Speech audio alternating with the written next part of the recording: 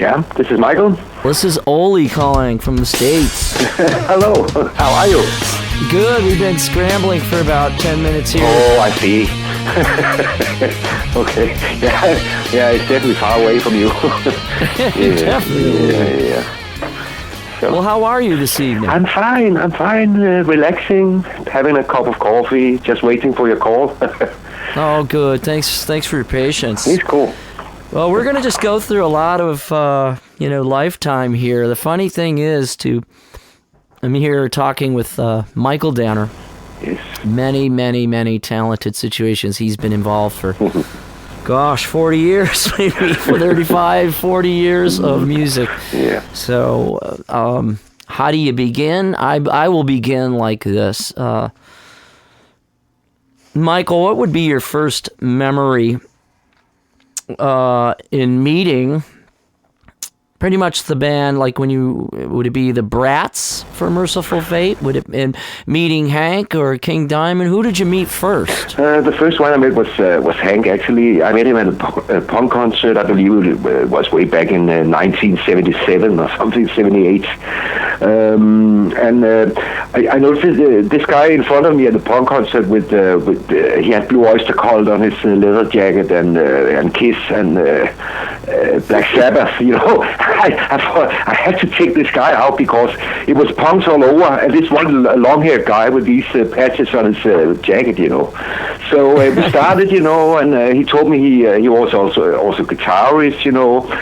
So and he did the Israeli, and we stayed in touch. And he was in this band called Brats, and suddenly they needed one more guitarist, and because they tried to change it to a more heavy metal approach compared to the punk thing they had in the beginning. So I joined the band, you know, and Brats became a heavy metal outfit. So, but shortly after we released our debut album, that was way back in 1980, then the band decided to change the vocalist, and then we found a guy from the band called Black Rose, called King Diamond, you know. So Wow. he became the singer in the band, and we changed the name to Mercyful Fate. We always like those kinds of questions. There's so many new generations of listeners out there that are probably getting blown away by Mercyful Fate, King Diamond, Force of Evil, the dueling guitars. You were an influence on our group, immensely on Trouble. Oh, that's an honor because Trouble is actually one of my favorite bands. So that's just so cool to hear. It's so cool. Well, it's weird. I'm going to try and bring us through time here. So we started early with that question. How did it all come together? Yeah. Let's look back in a dream here. And before we get, like songs like The Bell Witch, and before we get, like the Melissa album and the demos, I had the tape trading days. We would get cassettes. I had some demos that were intense. How did you all write your music? To compose it or to record it and then hop on the instruments? What is one of the ways that you put songs together? Actually, 9 out of 10, it was like Hank came out with some riffs, and he had some a very limited song structure. And then we in the rehearsal room we arranged the songs, the tempo, where to play, with solos and themes and so on, And King tried to arrange things in, with where to put the lyrics. So it was very much one guy came out with the structure and the riffs, and then we continue in the rehearsing room. And the thing is, at that point, Mercyful Fate, we rehearsed six days a week. Every day. Wow. I mean, only one day off, and it had to be a funeral or a wedding to be able to cancel a rehearsing evening. So it was a very tight band, and we were extremely dedicated to this. It was our life, and it was all 5 members of the band. So that's the reason why it became so so different compared to a lot of the other bands. I mean, there was a lot of great bands, but Mercyful Fate were kind of different because the song structure, it was quite complex. And I mean, a song like Satan's Fall, well over 10 minutes, with different parts. It reminds me a bit of the classical composers, the way they composed. So of course it took a lot of the rehearsal time to be able to play these songs, But then again, that's the reason why the songs became so strong, And I'm still a big fan of Mercyful Fate myself. Yeah. I believe it's unreal sometimes what we were able to do. When you look back, it's well over 30 years ago now. So yeah. So it's a great honor to have been part of this, and also to learn that a lot of people have been inspired by Mercyful Fate, and also a lot of the very big bands in the business now, That's really an honor for me, and makes me very proud and happy. That's incredible. Yeah. Well, that answer is super strong with information. So I think to summarize that answer, each person kind of guided the riff, brought you in, but structured the phrases very technically as composition, almost orchestral style composition. Exactly. But then again, you can hear that in the time changes. Some are static modulation, some are smooth, gentle cellorando or slow down, or Rollins-Hondo slowdowns, incredible use of dynamics. Yes, and also to make it so many different moods in just one song. That was also one of our specialties somehow. But it's important for me to say that Hank was a major part of the compositions at the beginning. He made 90% of all the great ideas in the band. So wow. I cannot praise that guy enough. He's been so important for me in my career. Really. Sure. Yeah. Really. Training, learning. Yeah.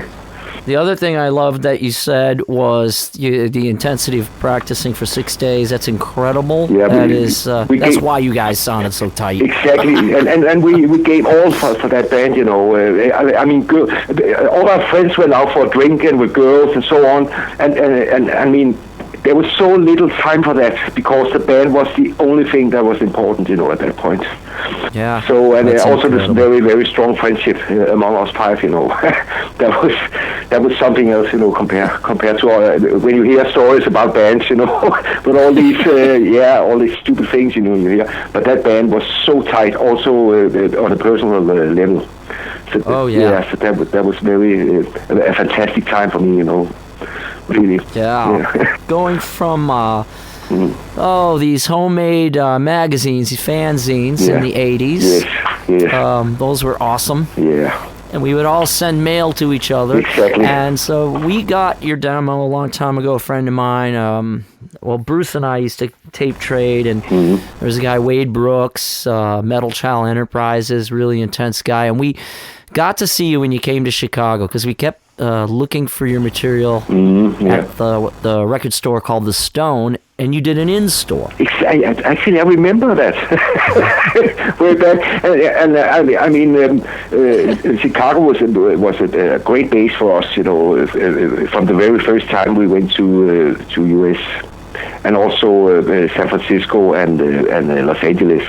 People were there were a lot of people there from the very beginning, and I was kind of surprised because before it was just kind of unknown Danish band, who came over for the first time. So we were very surprised and very happy to see all these people who came to the installs and to the shows we made. We were into it. Yeah. So. That was the Metropolis, I believe. You played the Metropolis. Oh yes. Yeah. Or I mean the Metro. Exactly, the Metro. The Metro. Yeah, and I believe I remember the first time we played there was a long line of people waiting for tickets. We came there with the bus, and we were very surprised to see all these people who was waiting in line to buy tickets for our show. And also, as you can imagine, here in Denmark, and especially at that point, nothing happened. Heavy metal in Denmark at that point, it was everybody hated it over here. There was only very few bands. There were us. There were Pretty Mates and the band called Evil, and everything else was punk or pop. And most bands sang in Danish. That was the only way they could get a record contract here. So and we got bad press. We got nothing. So it was a big surprise and a big experience to go to a country where people like you, and your music, and accepted you for what you did. That was awesome. That was so different and a fantastic experience. I was right there watching, man, and blown away, and so impressed. We came back from recording in L.A. with Trouble, and Melissa. And I think it was Ride the Lightning. We only had 2 cassettes left. Everything got beat and gone. But me and this guy Jay Zerby rode in the equipment truck together, and we were starving. And we would eat this teeny little potato chip corn nut thing every 10 miles, and then just keep playing the album over and over again. That's a good song. And the demo. Yeah, that's good. Great to hear. Now, coming up right after this, let's ask this kind of a question. Yeah. Why did Fate have kind of a disbandment kind of early on, like in 1985, with such a heavy start like that? That was a terrible evening. For a while, King he had many songs. He wanted to get to Mercyful Fate, but Hank and I we took it in another direction, because I was behind Hank with his way of writing songs. So it was kind of hard for King to be able to come through with his songs, and that made him quite upset. And then again, Hank he was a bit tired of heavy metal at that point, so he started writing more softer tunes, and got fed up with the heavy business. So King, he called me a day after a show, and he told me, I'm quitting. I want to form my own band, and you're welcome, Michael, to join me.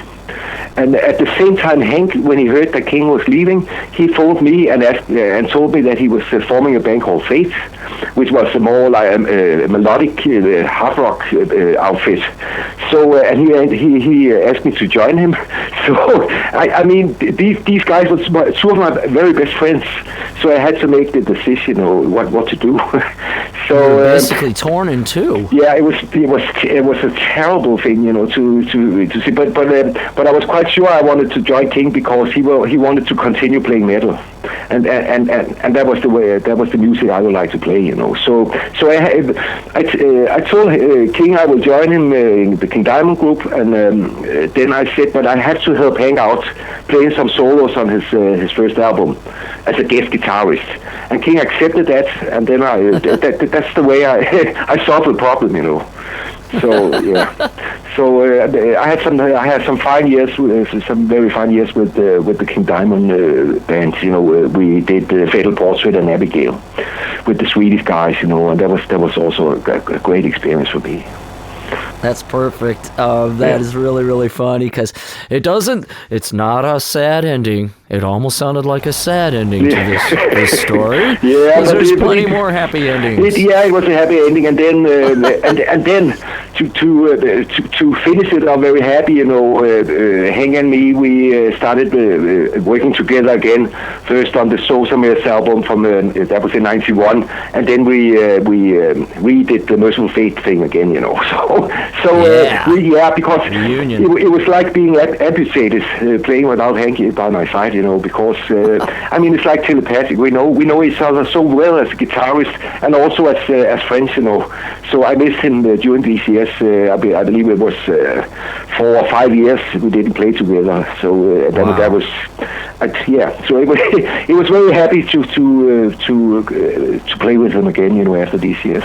Yeah. And we still do you think? Yeah. Oh, keep going, please. No, sorry. And we still do this day, you know. I talk to Hank every once a week. We're still very close as friends, you know. So that's a wonderful thing. That's awesome. Yeah. That's a connection forever. Yeah, exactly. That's a lifelong friendship, and it will go on to one of us leave for good. Wow. Yeah. That's heavy. Very, very heavy. So, do you think that creating the record, Dangerous Meeting, in 1992, Roadrunner, do you think that helped get people sparked again for both Mercyful Fate, King Diamond, you know, to come together and did that create a fun reunion for 93 to follow? Actually, how it happened was, like I said, me and Hank, we did the Sosamis album. That was a project with some of our friends. We tried to make an old school heavy rock album, you know, and some of it worked and some of it didn't. But our singer, he won the Danish European Song Contest. So he wasn't able to continue with the band, and we were starting writing and recording Sosamis #2 album. But King was here on vacation visiting his parents, I believe, so and his family. So he was at my apartment drinking coffee, and me and Hank was there, you know, of course, and we played some songs from the Sosamis too. And King said, "Wow, that sounds like old Mercyful Fate." And one thing took another, you know, and then we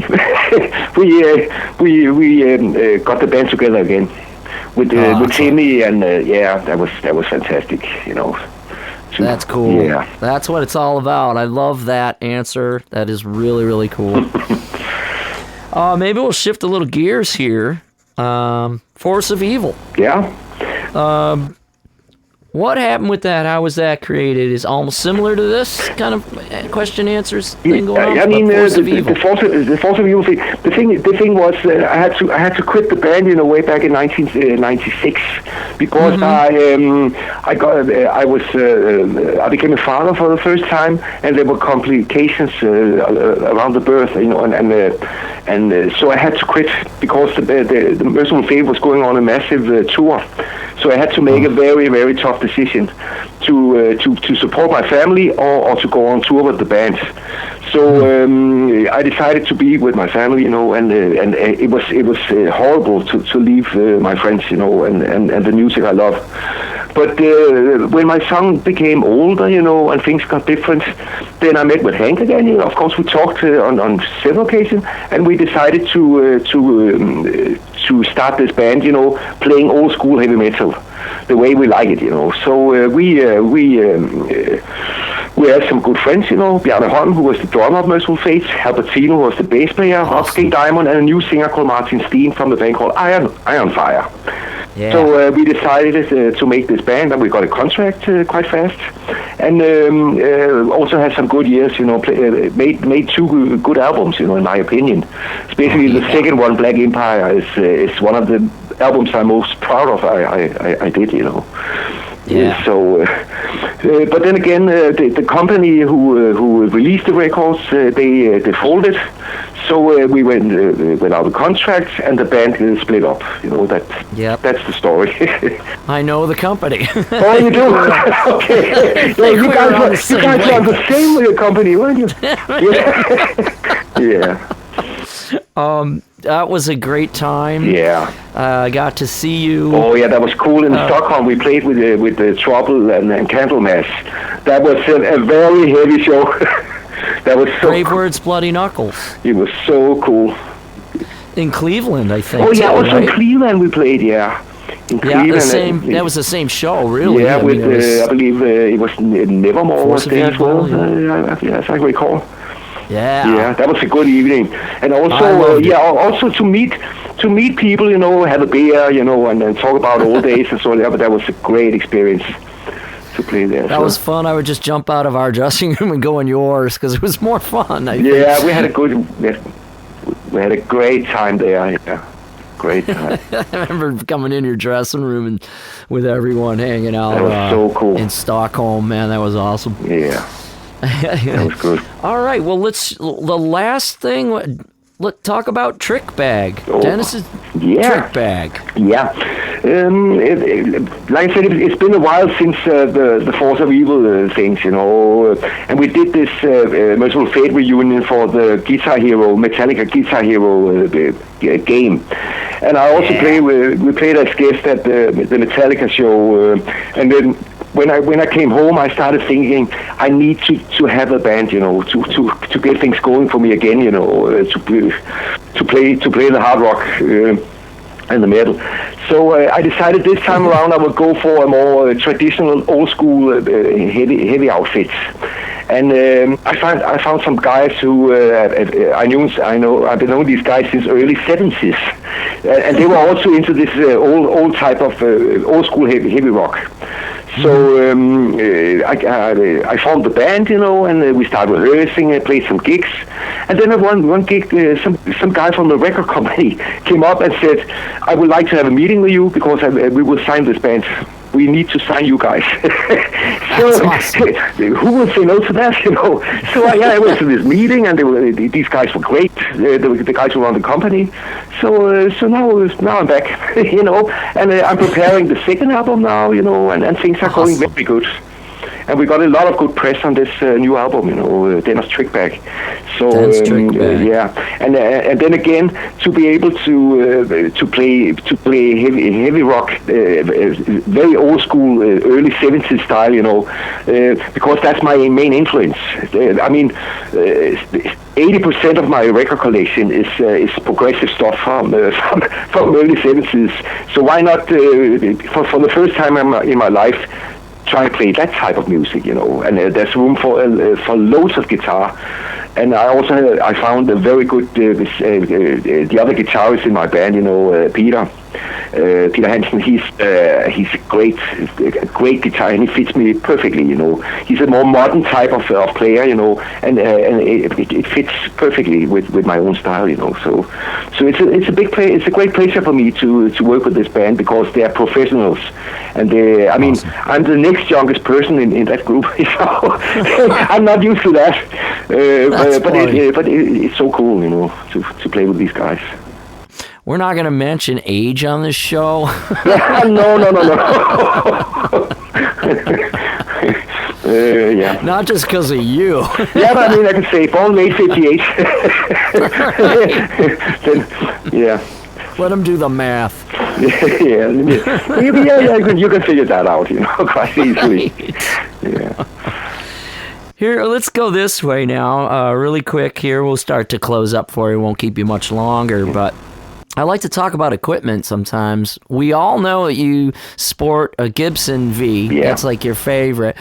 Now, what about whammy bar? Do you have any custom Vs? Did you do any bar, or do you do the KK thing where you bend the nut, and your vibratos? I mainly do it just on the guitar, just bending the strings. But because as obviously to a lot of other guitarists, I bend both ways with my fingers. That's one of my secrets to play. Like when you play a blues solo, you can bend the strings both ways. And that gives me a bit of advantage, it's easier for me to play it that way. But I have one guitar with a whammy, and that's a BC Riz Stealth I got as a sponsorship way back in I believe it was before I made Abigail with King Diamond. Some company gave me that guitar, and that's the only guitar I have with a whammy bar. Wow. So that's cool. But then again, if I try to, for example, if I made a jazz fusion record some years ago with a guy called Robin Taylor, an album called Soundwall, where I play fusion, and that was important for me because I've always been inspired by a guy called Alan Holdsworth, and he has a great technique with a whammy. So I picked that guitar for that album, to try to redo some of the tricks he did, So that's it. But I don't use it that much, the BC itself. But it's actually the guitar I played on when I did Abigail with King Diamond, Sure, some whammies. Yeah, and that's the reason why that guitar is called Abigail. By the way. That's cool. Yeah, that's awesome. Yeah. Well, you mentioned Alan Holmes, I love him with Bill Bruford. Oh yeah. That's one of my favorites. But also the band he had Jeff before Olson. called Tempest. His first, I believe it was his second band. The first progressive hard rock band he played in was a band called Tempest way back in 84, 83, 73, 74. And we also play a tribute to that band and Alan on the Trickbag album. There's the track Fires of Fun is actually original made by the band Tempest with Alan Holdsworth. So that's a tribute to him. That's the reason why I chose that song for the new album. Awesome. That's some powerful equipment influence and influence all in one there. What about heads and cabinets? Have you saved heads that you've used your whole life, or switched? I saved all the old equipment from the Mercyful Fate days. I still have my Marshall 100, the old one, and also the cabs. But for smaller gigs, I played here with Trickbag in Copenhagen. I have a very powerful combo, and then I use one of the old cabs as a bottom, to have a stack, but with a combo on top of it. And it's a very powerful combo. Wow. So and it gives a very heavy and a bit more modern sound compared to the old cab, where I have to use effects, all kinds of tube screamer and so on. With the new combo I run, it's more. I just need to plug in, I can and maybe one a wah-wah. That's it. Then I can play without too many tricks on the floor. So I mean, sometimes you feel like Fred Astaire when you you have to jump on all these effects on the floor, So it's quite nice just to play simple, just one thing on the floor, a wah, and then just play, and maybe a tuner, that's it. Yeah. Shoegazer question. Yeah. I bet there's a lot of guitar players out there going, "Yes, finally." Yeah, because sometimes it's like a jungle with all kinds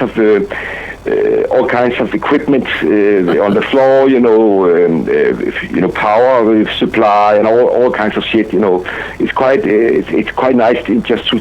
There's only one place you have to put your foot, so that's cool. Awesome. Yeah. All right, and we're going to get concluding here with some personal kinds of questions. Mm-hmm. Who would be one of your greatest, either, it doesn't even have to be a person, what would be one of your greatest things you're drawn to other than music? Other than music, I collect films. Actually, this is a hobby I share with my son, who's 17 years old. We collect horror movies, and especially B movies from the 50s, 60s, and 70s. So they are quite hard to get here in Denmark. So most of it I have to import from US. But we have a big collection, and also, of course, records. That's my big passion, collect vinyl records. I have quite a big collection. But then again, it's quite easy to understand because I run the oldest record shop in Copenhagen. I buy and sell rare records. So, do you still have that? That was going to be my next question. Oh yeah, I do. It's a second-hand shop in the heart of Copenhagen. Actually, it's the only second-hand record shop in the heart of Copenhagen left. Everything, everybody else is going on the net now. They live, So I'm the only one left. So if any of your listeners come to Copenhagen, please come and visit me. It's right in the middle of Copenhagen. So definitely, we're in a total vinyl thing right now. I'm just trying to keep the needle from fading out. We got to go buy another needle. It's a big thing in Copenhagen at the moment, vinyl. So my business is going very, very good these days. Very good. Awesome. Yeah. Well, let's do this. It's the last thing I usually say with someone that I talk to on the phone. And it would be, what would you like to say to the entire world out there right now, how you're feeling or what you want? You can do anything. You can say something long, you can say something short. Sure. Ulrich Roth went for 15 minutes right I can imagine. Some people. I mean, the thing I would like to say is I'm very privileged to have had a long life. It's 40 years now with music, and to use it as my the way I make my money. To work with it, both as a record salesman, and as a guitarist, and I also run the biggest music trivia in Denmark as a host.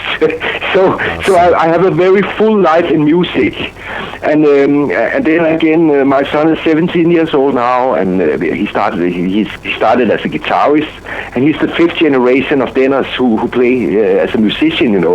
So I'm deeply happy that music is such a big part in my life, and now my son will continue where I am. So it's such a privilege, and I'm very happy that I was able to do the Trickbag album, and finally, as a statement, make an album with music. Who started it all? That was the thing that inspired me way back in the early '70s. That type of heavy rock. So it's a great pleasure to have a new album with that type of music and with good musicians on it. So I'm very happy to be back. Very happy. So. Awesome. That's it? That's it. That's beautiful. That's gorgeous. What a nice interview. I'm really, really glad to talk to you. I'm very glad to talk to you. Awesome. Every time I've been talking to you, it's been a pleasure. we have so much in common, and so many great things to talk about. It's very, very, very cool. Yeah. Well, great. I won't keep you any longer. I know I'm going to bump into you someday. I hope so. Definitely. I really hope so. Playing with the skull, which is mainly trouble, but it's missing. It's kind of missing some other heartfelt people.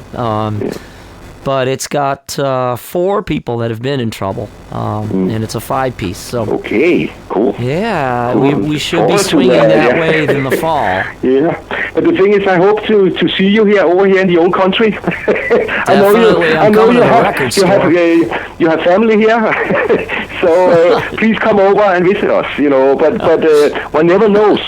Trickbag might come to US and play, and I hope so, and I'm waiting for that day, So when that'll be great too. Yeah. All right, well, have a great night. Thanks again. Thank you very much. All right, man. See you. Take care. Bye-bye. Bye-bye.